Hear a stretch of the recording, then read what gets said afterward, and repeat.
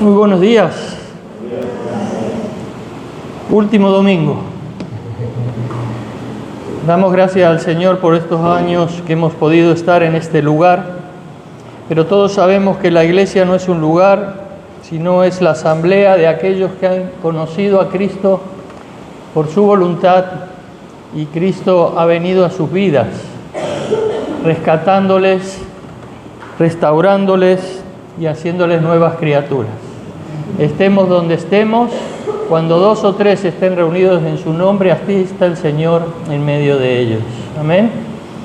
Hemos comenzado este estudio en este Evangelio de Marcos ya hace algunas semanas y estamos llegando al final del capítulo 2, pero se hace necesario hacer un poco de recuento de lo que es el contexto de este Evangelio de Marcos, cuando Marcos escribe estas palabras supuestamente desde Roma. El ministerio de Jesús comienza alrededor del año 27, 30 aproximadamente después de su nacimiento, y vemos que hasta ese momento habían pasado unos 400 años donde Israel no había recibido ninguna palabra directa de parte de Dios por medio de los profetas. Y es entonces cuando aparece Juan el Bautista, su primo, el primo de Jesús, preparando el camino para la llegada del reino de Dios. Es allí cuando el pueblo se encuentra religiosamente cansado. Encontramos diferentes grupos religiosos, los fariseos, los saduceos, los escribas, los zelotes, diferentes grupos que no satisfacen el corazón del pueblo de Dios. Pero es allí cuando irrumpe en la historia el rey que acerca el reino a este mundo, el reino de los cielos. Y es cuando Jesús en el versículo 15 del capítulo 1 dice: el tiempo se ha cumplido y el reino de Dios se ha acercado. Arrepentíos y creed en el Evangelio. El reino está presente porque el rey está presente. El reino se ha acercado porque el rey ha llegado. Y es entonces cuando el reino de los cielos irrumpe en la oscuridad, en el reino de las tinieblas de este mundo, para traer luz a los hombres. Pero Jesús no viene simplemente a mejorar una religión, viene a traer la realidad del reino de Dios, a reconciliarnos con Dios y a mostrarnos que Él quiere ser el centro de la vida de cada uno de nosotros. Él viene a traer salvación, Él viene a traer reconciliación, Él viene a traer la comprensión de la voluntad de Dios, pero Él viene a manifestarse también, como vemos ahora, como el esposo y el Señor. Y esto es lo que nos muestra este último párrafo del capítulo 2 de Marcos. Jesús, el esposo y el Señor. Vemos 2 acontecimientos que se suceden. Cuando los grupos religiosos están constantemente en contradicción con Jesús, Jesús les está respondiendo con una nueva interpretación de lo que es la relación con Dios, fuera de toda religión, porque Jesús no viene a establecer una religión ni a mejorar la religión que existía, sino viene a traer una nueva era, la era del reino de Dios. Y Marcos está presentando progresivamente la autoridad de Jesús en todo su evangelio. El enfoque de Marcos, el objetivo de Marcos, es manifestarnos a Jesús como el verdadero Rey, como la verdadera autoridad. No es simplemente un maestro más, es aquel que tiene toda la autoridad, es aquel que viene a estar por encima de toda religión, por encima de cualquier interpretación humana. Por eso Jesús nos viene a perdonar de nuestros pecados, vienes a llamarnos para seguirle, no para cumplir con una religión. Viene para interpretarnos correctamente la ley y finalmente declararse como el Señor de señores, el Rey de reyes. Y este pasaje tiene 2 escenas, como decimos. El pasaje en el versículo 18 hasta el versículo 22 nos habla de la pregunta que los religiosos le hacen a Jesús sobre el ayuno. Y en la segunda parte, los discípulos están recogiendo espigas en el día de reposo y también le inquieren acerca de esto al Señor Jesucristo, intentando que pudiera caer en una trampa. Vemos a Jesús con el ayuno y vemos a Jesús también con el sábado, pero en ambas encontramos un mismo principio. ¿Y cuál es ese principio que nos muestran las Escrituras?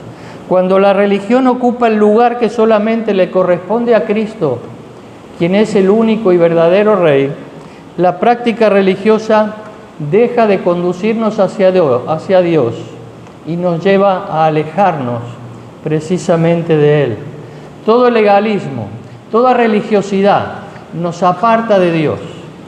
Lo único que nos acerca a Dios y a su reino es que Cristo esté presente, que Cristo esté presente en medio nuestro, que Cristo esté presente en la vida de la iglesia, que Cristo esté presente en mi corazón. Cuando todo lo demás ocupa el lugar que solo Cristo merece, entonces nos estamos alejando de Dios y no acercándonos a Él. Pero analizamos la primera parte, Jesús y el ayuno, desde el versículo 18 al 22. El 18 dice: y los discípulos de Juan y los de los fariseos ayunaban y vinieron y le dijeron: ¿por qué los discípulos de Juan y los de los fariseos ayunan y tus discípulos no ayunan? Era una pregunta legítima. Ellos vivían en su mente religiosa. Cuando vamos a la profundidad del texto podemos ver que nos está indicando que no ayunaban en un momento puntual, sino que era un hábito de ayuno. Los fariseos ayunaban al menos 2 veces a la semana, según nos relata Lucas 18:12. Era una práctica no exigida por la ley, pero ellos se la habían autoimpuesto, incluso intentaba que el pueblo lo hiciera. Los discípulos de Juan probablemente ayunaban en señal de arrepentimiento, porque aún Cristo no había resucitado, por lo tanto no había llegado su salvación. En la espera de un Mesías probablemente estaban ayunando. Pero la pregunta que les hacen aquí los fariseos es una crítica a Jesús por no seguir las tradiciones, por no seguir la religión.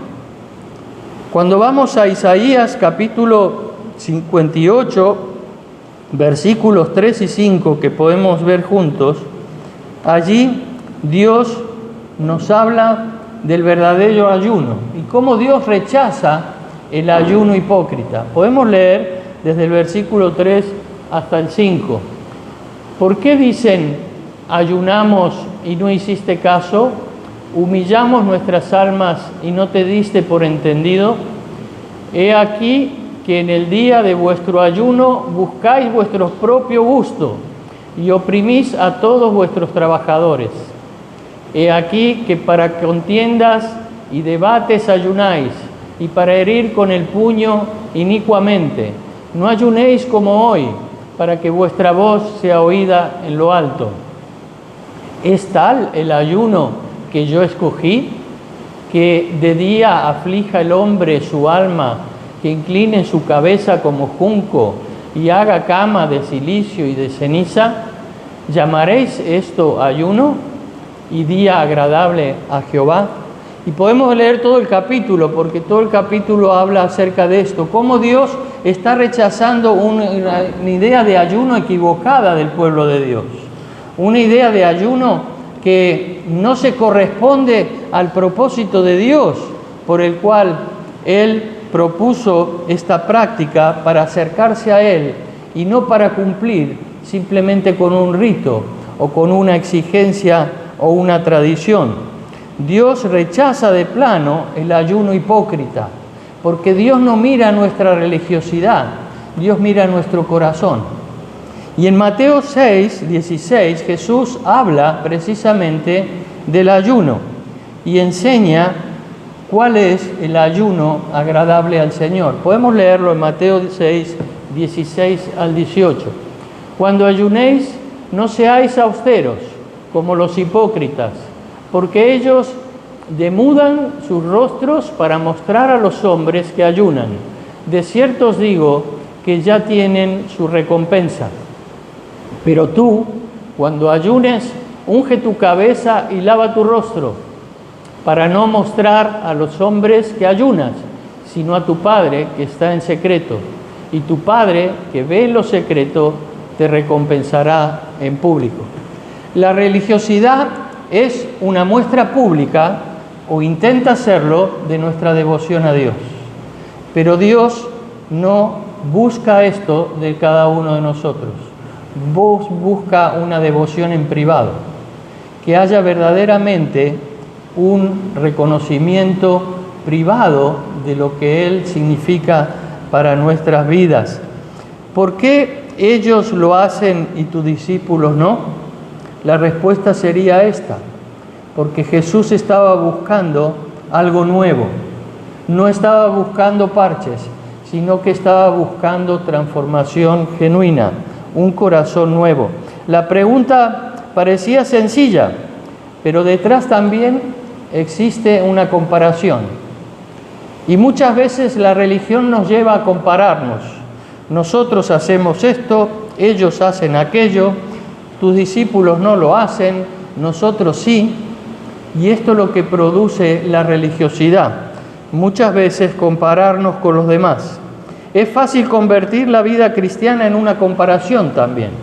Y debemos tener cuidado nosotros como hijos de Dios. Yo oro más que tú, yo ayuno más que aquel, yo conozco más la Biblia que el otro, yo llevo más años en la iglesia, yo sí hago las cosas correctamente.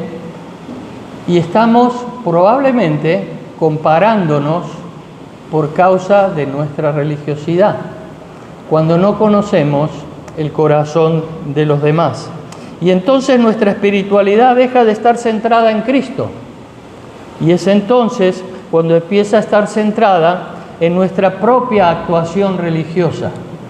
Esto es lo que Jesús rechaza de plano. Por lo tanto, debemos preguntarnos: ¿dónde está centrada mi espiritualidad?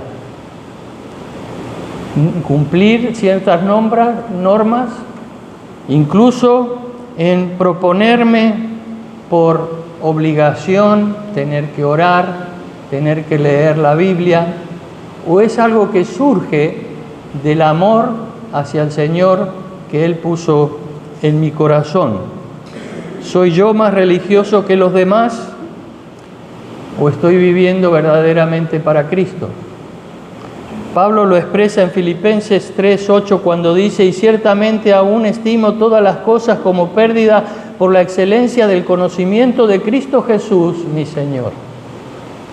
Cuando realmente Jesús es lo único, lo verdadero, lo principal en mi vida, toda religiosidad está fuera de mí. Pero vemos que Cristo se presenta como el esposo. El versículo 19 y 20 dice: Jesús les dijo: ¿acaso pueden los que están de bodas ayunar mientras está con ellos el esposo? Entre tanto que tienen consigo el esposo, no pueden ayunar. Pero vendrán días cuando el esposo les será quitado, y entonces en aquellos días ayunarán. Jesús se está presentando a sí mismo como el esposo. Aquí encontramos una de las imágenes de Cristo más importantes del Evangelio. Es una imagen que se repite a lo largo de la Biblia en diferentes ocasiones. Y Jesús se identifica implícitamente como el esposo, pero la imagen matrimonial de Dios con aquellos que Él ama se encuentra en la Biblia tanto en el Antiguo como en el Nuevo Testamento. Podemos verlo en el Antiguo Testamento, por ejemplo, en Isaías 54:5. Podemos leer juntos: porque tu marido es tu hacedor, Jehová de los ejércitos es su nombre, y tu Redentor el Santo de Israel. Dios de toda la tierra será llamado.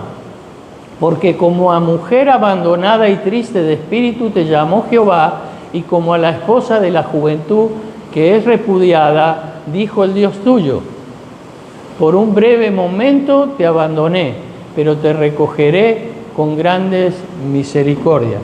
Era una promesa del Señor acerca de esa nueva relación que Dios iba a traer en Cristo Jesús. Y cuando Jesús se presenta ante ellos como el esposo, les está diciendo: yo no vengo a traer religión, yo vengo a traer una nueva relación. Y para esto necesitáis ser transformados, como la esposa, como aquella a la que yo voy a preparar para que un día pueda encontrarme con ella. Podemos encontrar también en Oseas capítulo 2, versículo 19, el mismo ejemplo que no vamos a leer por amor del tiempo. Pero en el Nuevo Testamento, en Juan 3:29, Jesús también hace referencia a ello. Y Cristo es presentado como el esposo de su pueblo. Juan 3:29 dice: el que tiene la esposa es el esposo, mas el amigo del esposo que está a su lado y le oye, se goza grandemente de la voz del esposo. Así pues, mi gozo está cumplido. Palabras de Juan el Bautista refiriéndose a Jesús.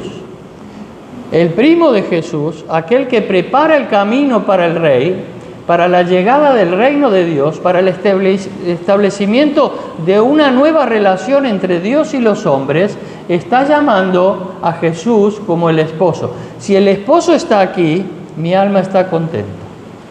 El Rey está presente, el esposo está presente. Por lo tanto, lo que hace falta ahora es preparar a la esposa. Y la esposa es la que el apóstol Pablo llama a la iglesia. En Efesios capítulo 5 vemos cómo Pablo se refiere a la esposa, como la iglesia, como la esposa. Podemos ver en Efesios capítulo 5, versículo 25 al 32.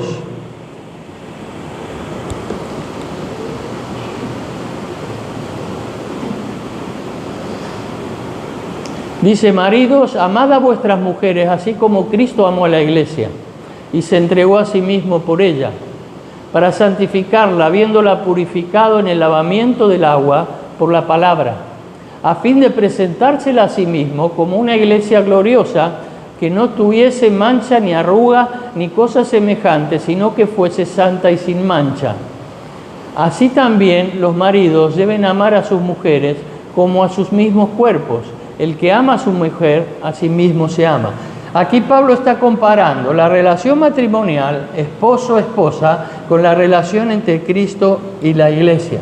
Y es lo que Jesús le estaba diciendo a estos que les escuchaban. Allí, cuando hemos leído en Juan 3:29, Juan está diciendo: el que tiene la esposa es el esposo, mas el amigo del esposo está contento cuando el esposo está presente. Por eso las palabras de Jesús tienen una suma importancia acerca de esto. Jesús no está diciendo simplemente: ahora no necesitáis ayunar. Jesús está diciendo algo mucho más importante. Jesús está diciendo: el esposo ya está aquí. Por lo tanto, como el esposo está aquí, no hace falta el ayuno. Pero lo importante es que no haga falta el ayuno, sino que el esposo ha llegado. El esposo está presente. Y el esposo está presente, pero dice algo más Jesús: el esposo se tiene que ir. Y Jesús está manifestando aquí por una de las primeras veces el objetivo por el cual vino a este mundo, que era entregar su vida en la cruz. El esposo que ha venido a buscar a la esposa, primero tiene que sufrir, primero tiene que morir, primero tiene que entregar su vida para que al resucitar y ganar su vida, así poder dar vida a su esposa. Ese es el plan de Dios para su iglesia. Está diciendo: el esposo ha llegado. Por eso los discípulos no podían vivir aquel momento como si el Mesías todavía no hubiese venido. El Mesías estaba allí, el esposo estaba allí. No les hacía falta ayunar a los discípulos de Jesús, porque estaba presente el esposo. Podemos cumplir toda la ley, podemos cumplir toda la tradición, podríamos cumplir toda la religión y no tendríamos relación con Dios si el esposo no está presente en nuestras vidas.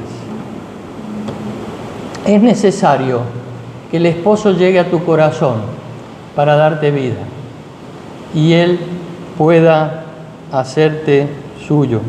Versículo 20 dice: pero vendrán días cuando el esposo les será quitado, y entonces en aquellos días ayunarán. Cristo no está anulando el ayuno. Cristo está diciendo, en este momento que yo estoy aquí no es necesario. Pero cuando yo no esté, entonces sí ayunar. ¿Estáis ayunando? Sería la pregunta de Jesús hoy a cada uno de nosotros. Buscando esa presencia de Dios hasta que el esposo regrese. ¿Estamos realizando esa práctica que es bíblica? Jesús anticipa que el esposo será quitado.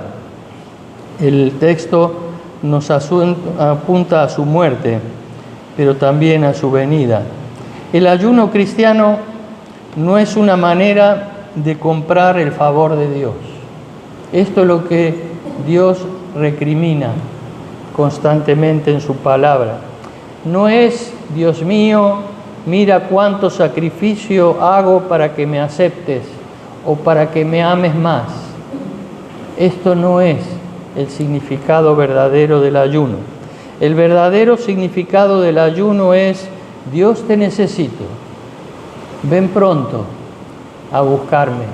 Ven pronto a recogerme. Mientras no estás, manifiéstate en mi vida, porque quiero estar más cerca de ti. Quiero buscarte, quiero depender de ti. Y por eso ayunamos en la presencia del Señor. Cuando hemos leído en Mateo 6, 16 y 18, Jesús nos está enseñando que el ayuno debe realizarse en privado, en la presencia de Dios, con un corazón genuino, buscando realmente querer recibir más del esposo, mientras el esposo no ha llegado a buscarnos.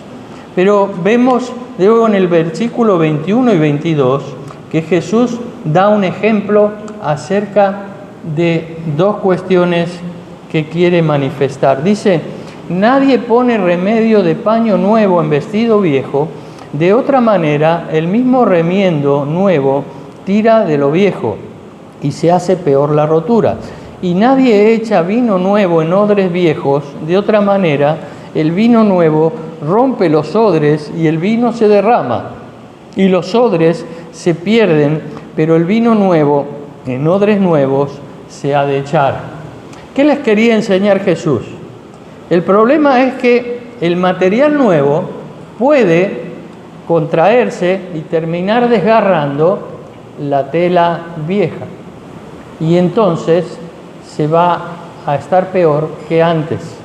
En cuanto al vino nuevo, al fermentar, genera gases y presión sobre ese odre, que es una vasija donde se ponían los vinos, y puede resquebrajar el odre viejo.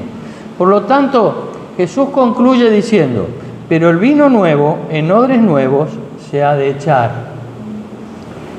Lo que Jesús les está diciendo aquí es que no solamente vosotros tenéis que ser personas modernas, tenéis que abandonar toda enseñanza del Antiguo Testamento, sino que les está diciendo todo lo contrario. Les está diciendo que Él viene a anunciar una realidad nueva. No viene a hacer parches en nuestra vida. No viene a mejorar nuestra religión. No viene a calmar de alguna manera nuestra necesidad de acercarnos a Dios.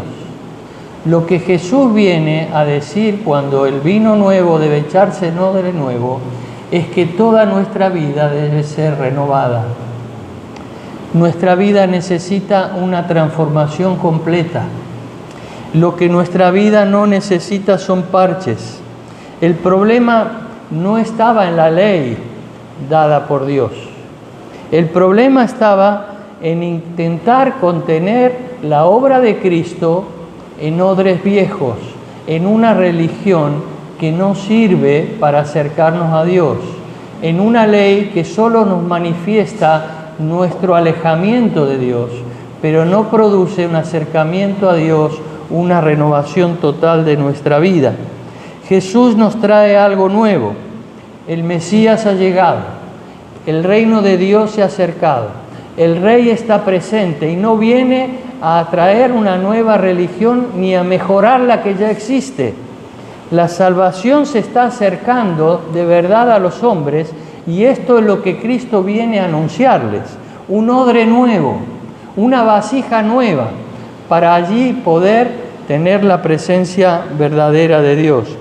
El relato que Marcos nos hace aquí nos está destacando precisamente este contraste entre la nueva realidad del reino de Dios y la religiosidad que no produce un verdadero cambio en nuestras vidas, una verdadera renovación.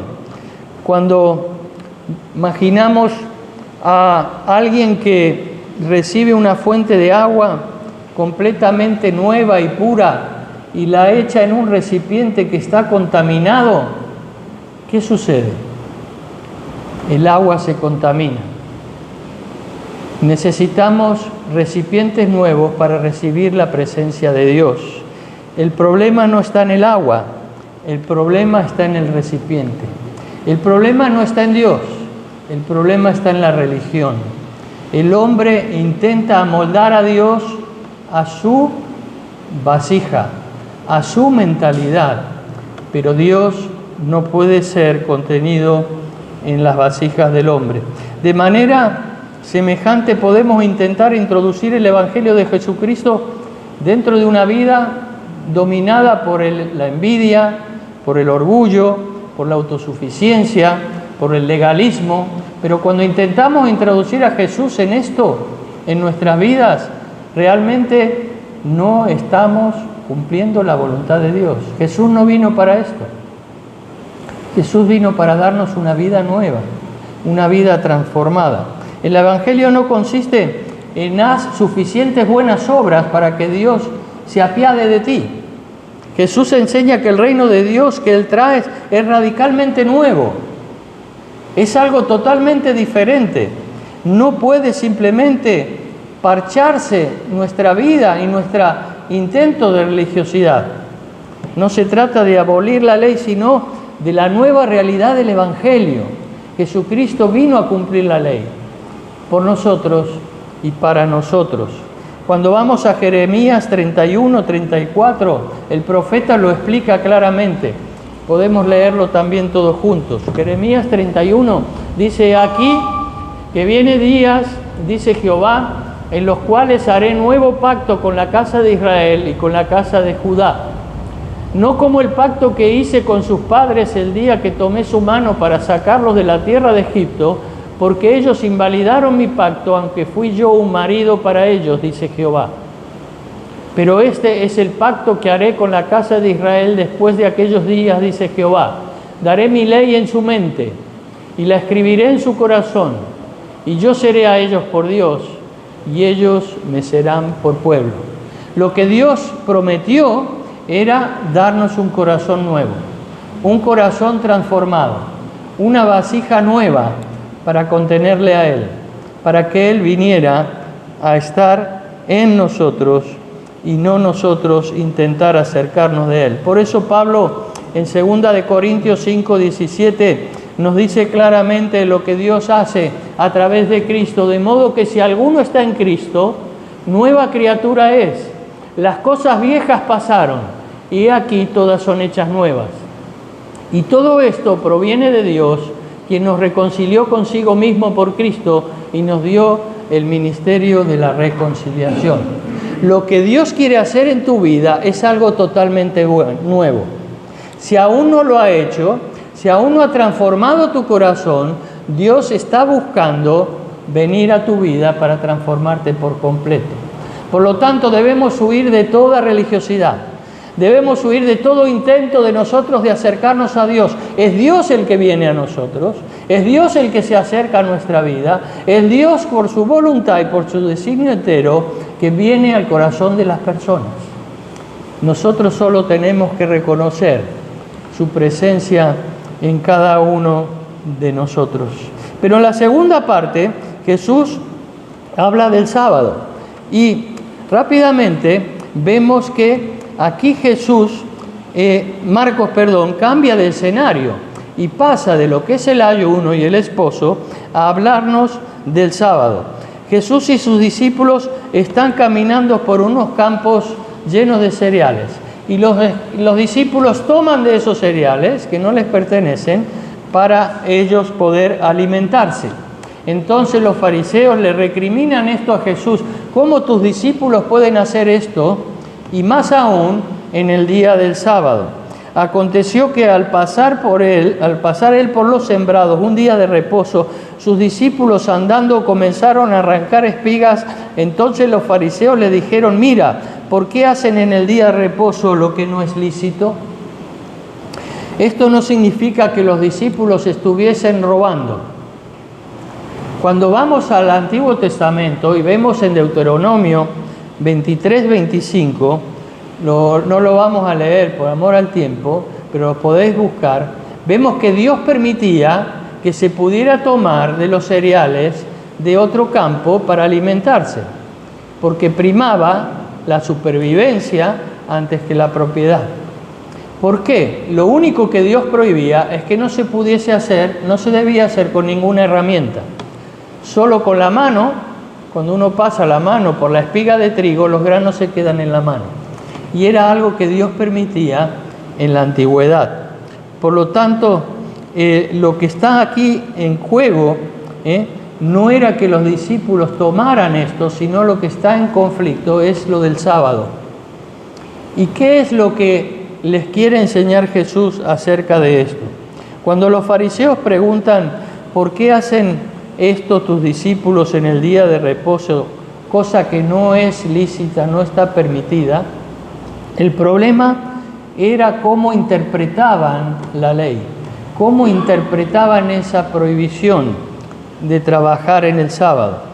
Y ellos habían desarrollado, como sabemos, una extensa casuística acerca de lo que se podía hacer o no se podía hacer en un sábado, añadiendo a la ley preceptos y conceptos acerca de lo que era la interpretación que ellos daban para imponerla al pueblo y que intentaran cumplir todas esas causas o casuística que podía suceder durante el sábado. Jesús no está despreciando la ley. Jesús no está despreciando la Escritura. De hecho, su respuesta es precisamente bíblica, más bíblica que la de ellos. Y esto es lo que es importante, que Jesús no combate la palabra de Dios, combate una interpretación errónea de la palabra de Dios. Y esto es lo que nosotros también debemos procurar tener cuidado. Lamentablemente vemos en las redes que hay muchas interpretaciones acerca de la palabra de Dios, pero debemos estar atentos a lo que realmente Dios nos quiere decir a nosotros acerca de la palabra de Dios, y para eso nos ha dado su Santo Espíritu. Pero en el versículo 25 y 26 dice lo que es la enseñanza.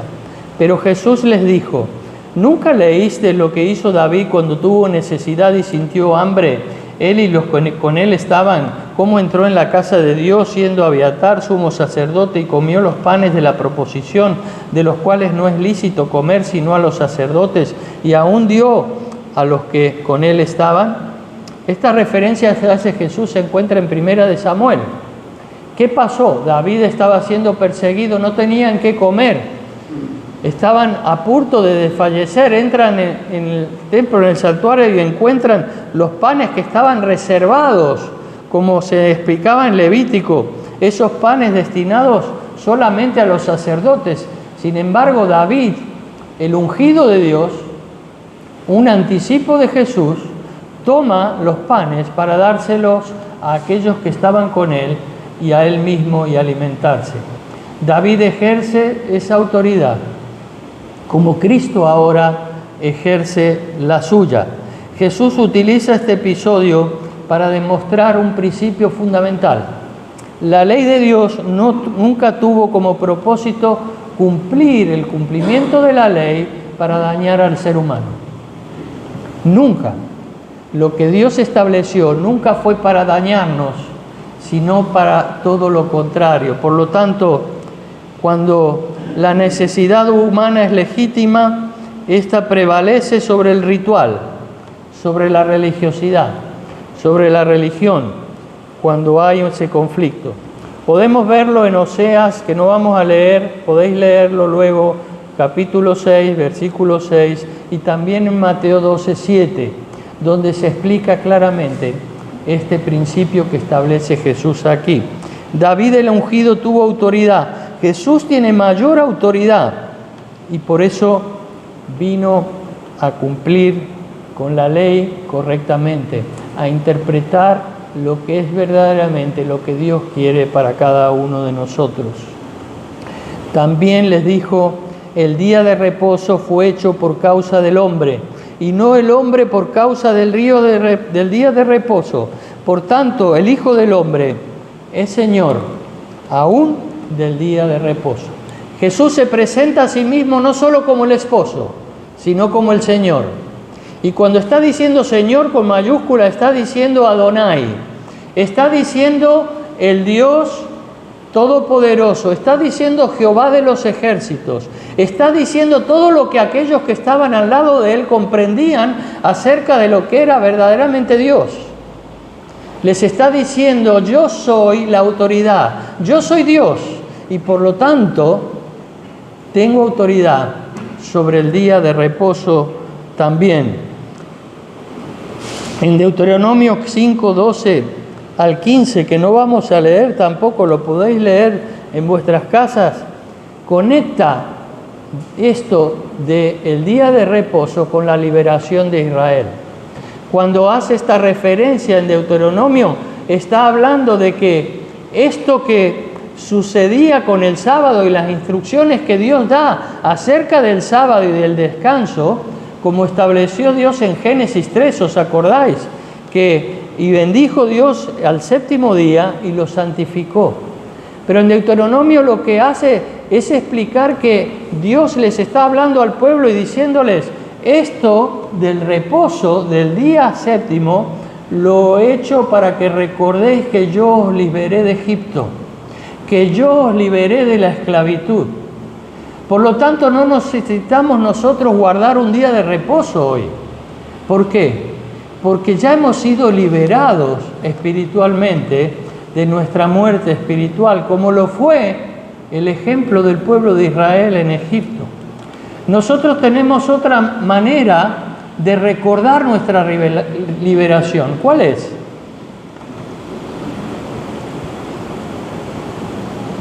¿Cuál es?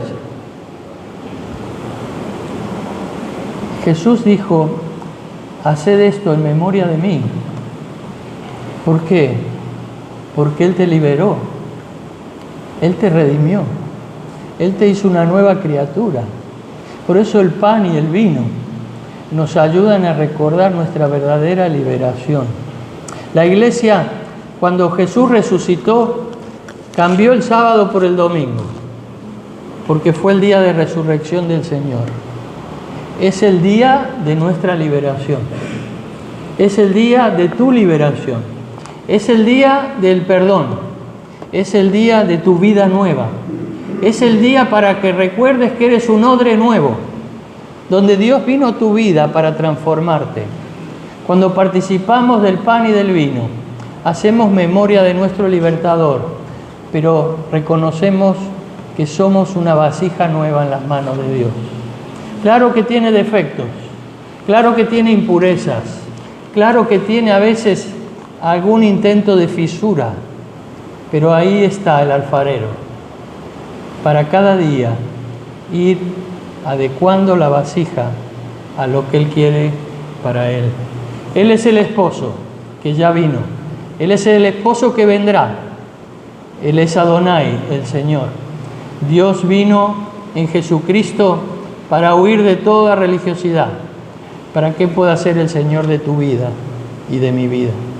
Le estamos dando ese lugar, le estamos dando el lugar que Él se merece, estamos reconociendo cada día, en cada gesto, en cada pensamiento, en cada proyecto, en cada plan, en cada palabra, que Él es el Rey. El Rey no se manifiesta aquí entre cuatro paredes, el Rey se manifiesta en mi vida cotidiana. Nuestra devoción al Rey tenemos que manifestarla allí donde el Señor nos lleva. Él vino para hacernos pescadores de hombres. Él vino para que le sigamos. Por eso te invito a ponerte de pie y vamos a dar gracias en esta mañana mientras los hermanos pasan para luego cantar.